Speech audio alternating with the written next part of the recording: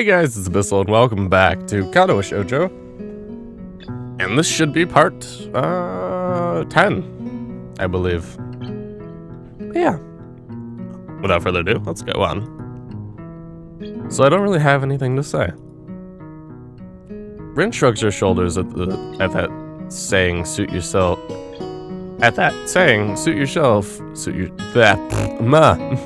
Rin shrugs her shoulders at that, saying suit yourself without saying it, and looks up at the sky as if trying to look for something up there. I didn't think I'd get any actual work done, but if you're gonna give me a hand with the paint, but if you can't, fuck! Alright, hang on.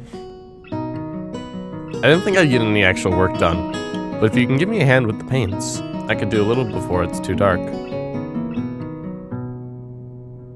I wanted to get a halogen lamp, like the ones they have at the sports track, but there aren't any. Rin sure is quick to recruit my help, as was Shizune. Really makes me feel that the festival is such a big project that every pair of hands is needed. Why not? I'm not really sure if I can be of any help though. It's just mixing some paints. You can do that, probably. Do you have motor control problems, like, you know, those people who have some? Cerebral palsy, maybe? Not that I know of. I get it. Heart thinking has nothing to do with that. She gives me a sly look for no reason. No, it doesn't. Let's do it then. So she sits on an empty wooden box and very naturally picks up a wide brush between the toes of her bare right foot. I open a few of the cans and pour some of the contents into shallow bowls for mixing. The thick paints flow lazily from the can into the bowl, like syrup. I mix them, creating funny, hypnotic-looking swirl patterns that melt quickly into each other to form a new, monotone hue. Rin sets to work every now and then, asking me for a hand with something or the other. Finding different brushes is easy enough, but mixing the paints to be exact tone this girl is apparently seeing in her head is a frustrating ordeal. She wants precision down to the last milliliter before she is satisfied, but her instructions are obscure at best. Add half a splash of green. I crouch down and pick up the can of bright green. The other green, this green. I carefully pour some of the other green paint into the mixing bowl. Now that's almost a whole splash, more white. Is green a good color to add? No idea, you're the artist here.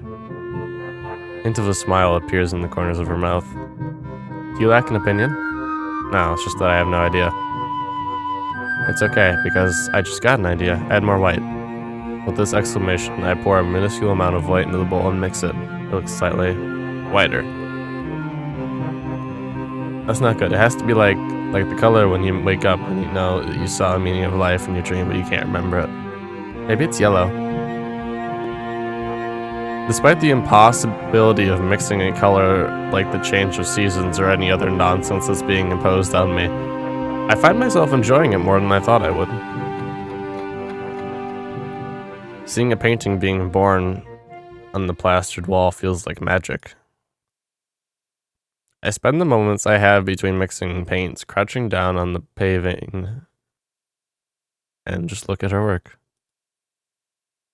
It feels slightly intrusive at first, like breaking some imaginary intimacy, but Rin doesn't seem to mind the least bit. Maybe it's just in my head. Her entire presence emits a completely different air as she patiently works the detail, adding layers of paint on top of other layers of paint, steadily moving her foot across the wall to add new shapes. When I manage to produce a passable mixture of paint, the rare smile on her face is oddly rewarding. Apart from the few words when discussing paint mixtures, neither of us says a word for the longest time. And even those short discussions soon evolve into a shorthand. Both of us developing and using weird impromptu code words for various paints and hues. As if there is some need to conserve words, and breath, and sound.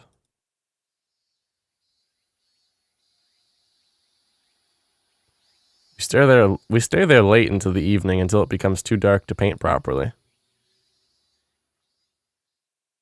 Wow, I spent the whole day with Rin. That's cool.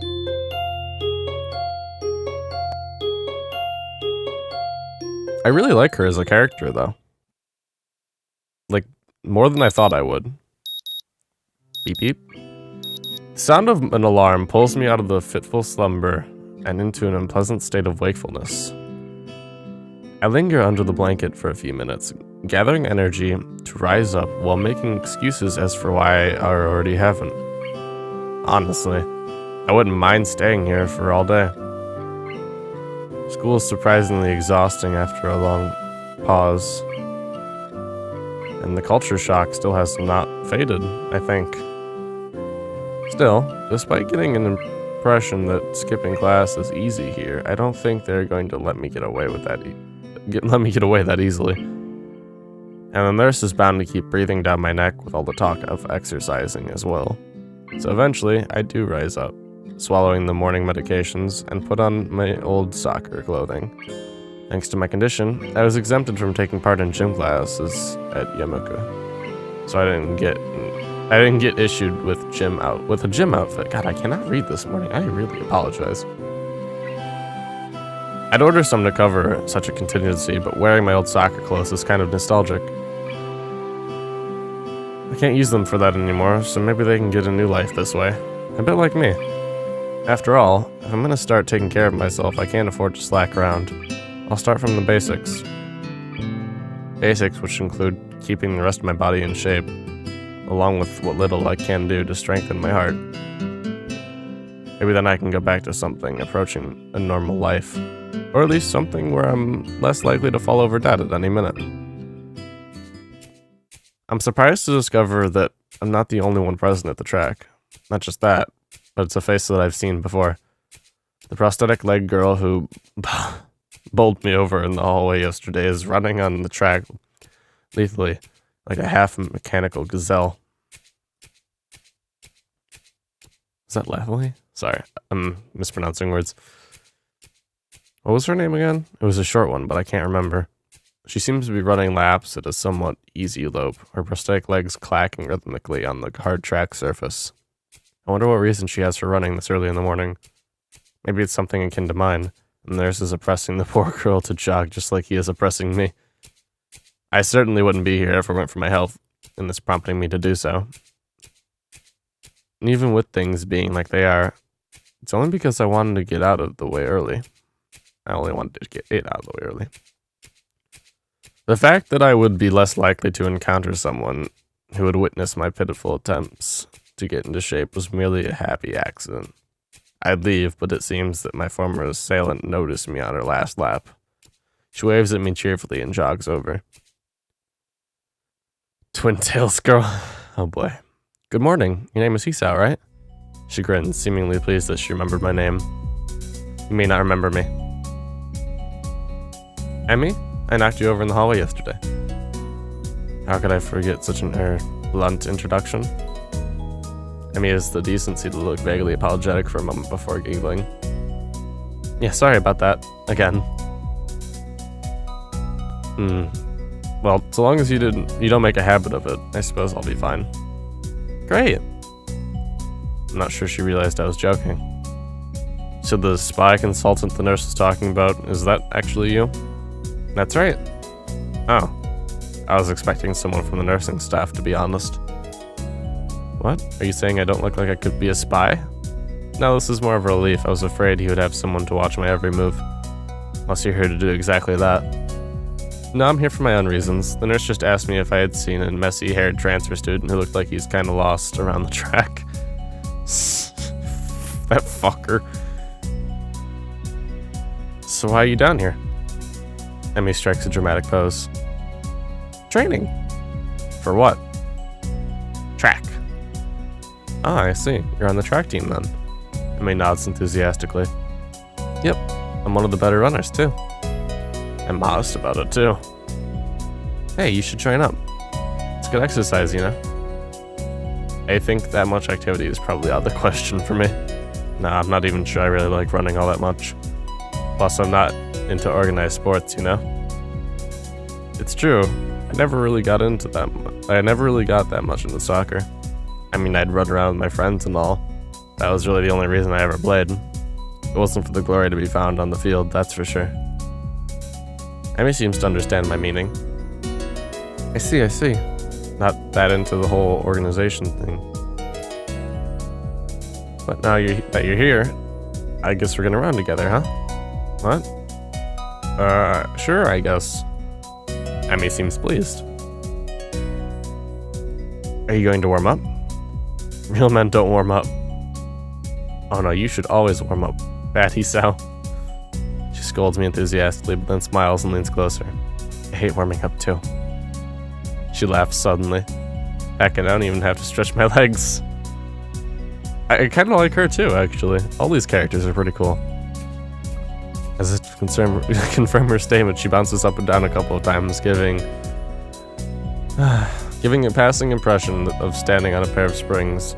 Her leg blades seem to be quite elastic. Let's go. So we both take off around the track, and I can immediately see that she wasn't lying about being good at running.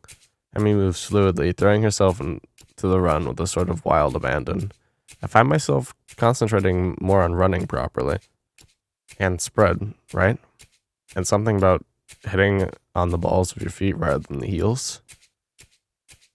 I try to match my stride with Emmy's, but it's pretty difficult. Apparently I'm not very good at it. Maybe Emmy could help me with that sometime. I'm not really feeling up to more than a couple of laps today. And slow to walk pretty quickly. Emmy keeps running and doesn't seem to notice I've stopped until she passes me a second time.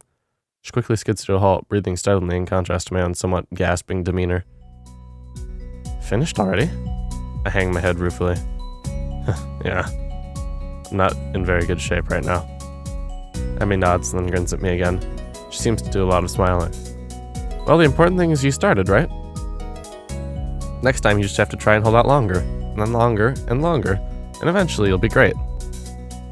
I'll keep that in mind. But I think right now I'm gonna go get ready for class. Shouldn't you?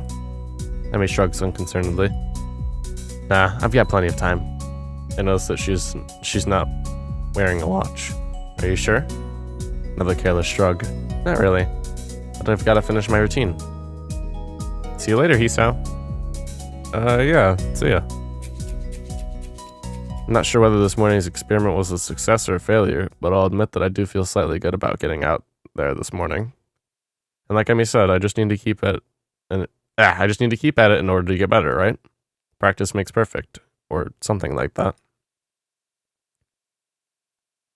It's nice, at least, to feel like I've taken some semblance of control over my own health. I'll have to try and keep this up. I head back to the dorms to wash and change into my uniform, trying to resist the urge to take a really long and hot shower. I'm tired from all the running, so I just want to unwind, but I don't want to break my silly building routine of getting to school before the morning rush. After taking a long shower anyway, I dry myself off and get out of the stall to put on my clothes. Out of nowhere, a shadow appears within the mist, looming and radiating malicious intent. It bursts through the fog. What's up? What are you doing here? What the hell? You scared me. What's your problem? I should be asking you that. I've been looking for you all over the place, man. What do you mean, all over the place? I wanted to ask if he's been looking for me like that, stark naked, but I hold my tongue back. I finally realize I'm still naked too and quickly hold up my shirt in front of me, but Kenji doesn't seem to notice a thing. His glasses are fogged up, but then why doesn't he wipe them off? Is this vision so bad he's like perpetually seeing through fog? You know, your room and yeah, that's it. Hey, I mean, I still had to get up though. Whatever, it's not important. Can I borrow some money? He puts on an innocent face and looks away, trying very hard to look very casual. It doesn't work. He's as transparent as a window pane sized as his window pane sized glasses. Talking neutrally like this, wearing nothing feels awkward. Actually, somehow it's even more awkward to be naked in front of someone when they can't see me being naked. Say nothing of the fact that he's naked as well. I try to brush off the feeling with little success. Money? Sure. awesome. Wait, why do you need it? Can't you just give it to me because I had the goodwill to not run through your pockets while you were in the shower? I could have, but I exercised restraint. And in the end, isn't that the thought that counts? Come on, be a pal. This makes no sense. If it's the thought that counts, I should withhold payment, since his thoughts were so clearly impure, and his intentions are probably even more sinister since he can't tell me what they are. I say as much to him. I'm offended, man. But if that is your game, then fine. I guess I have no choice. I want to order a pizza, and I already have most of the cost of the pizza. I need your help for the rest. I get some of that pizza too, right? No. Are you serious? Yeah. I would give you some. BF class. You don't have time to eat a pizza. What about you? I'm not going to class. I have to wait for the pizza and pay the guy, and then eat it. It's not easy. You have to obtain the pizza stealthily. If you don't, everyone will see you, and the pizza, and they'll ask for a slice. It's hard work out there. Everyone wants a piece. And then you're left pizzaless in an unforgiving world. It's happened before, that's how I know. Every day I plan my vengeance, so that when the people who wronged me and order a pizza, I will be there, ever vigilant. Kenji strikes a dramatic pose completely without irony. But yeah, I only need like 400 yen. Please? You're my only hope. I can't go outside and buy my own pizza. It's too far. I try not to go outside. I try not to go out unless it's absolutely necessary. Let me tell you what happened last time I went out without carefully planning it out in advance. I was outside. I can't remember what I was doing. Something. Standing. Maybe wondering how I got there. And then out of nowhere it happened. Like a flash of lightning, splitting the sky, like how you split a sandwich in two, equal pieces to make it more manageable to hold and eat. A bird crapped on my head. It was the second most shocking moment of my life. What was the first? He ignores me and keeps going. I want to grab him and shake him. Is he trying to keep momentum? I'll go with that, even if it's more likely he just didn't hear me. It was like an opening's just some kind of anime show. You wanna know You know how there's always a part where the main dude is fighting his rival, and they fly at each other and clash swords, and there's like big dramatic colored auras and zoom? It was like that, but with poo. Okay. So yeah, I need some money, please. Don't leave me hanging, man. I only need like 1,000 yen. I thought it was 400. Okay. What? I'll pay you back, I swear. You better. That's what it means to borrow stuff. I don't know when I'll be able to pay you back. You have 1 week. Ah! Kenji winces and makes a noise like a dying cow. A particularly disturbing fact given that his baton is conducting freely. You're not supposed to be so tight-assed about money between brothers in arms, man. And have it bad enough as it is. Did you know that male porn stars only make about half of what female porn stars make? Doesn't mean anything unless you're a porn star. So maybe I am a porn star, on the side, struggling to make ends meet as I fight the feminist agenda. And you can't even spot me. Your crumbs, you bastard. Nobody understands, nobody. Wouldn't feminists be against pornography in the first place? This feminist agenda stuff again? Oh, sorry, that's me, that's not him. This feminist agenda stuff again? This stuff is important. I can see that you don't give a shit. But this is serious. Here, feminists are a dangerous enemy. Make no mistake. You take them lightly, and you'll wake up in the morning with a knife in your back. BAM! Out of nowhere.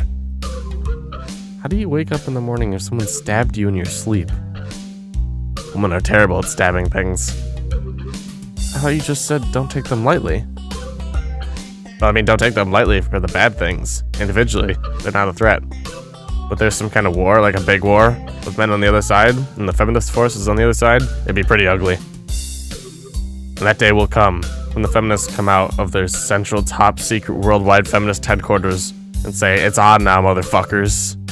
You're being ridiculous. There's no big worldwide feminist headquarters building. Where would they even hide that? I mean, it'd have to be massive. You couldn't hide that on Earth. Someone would notice a big fortress with women only in it. Who said it was on Earth?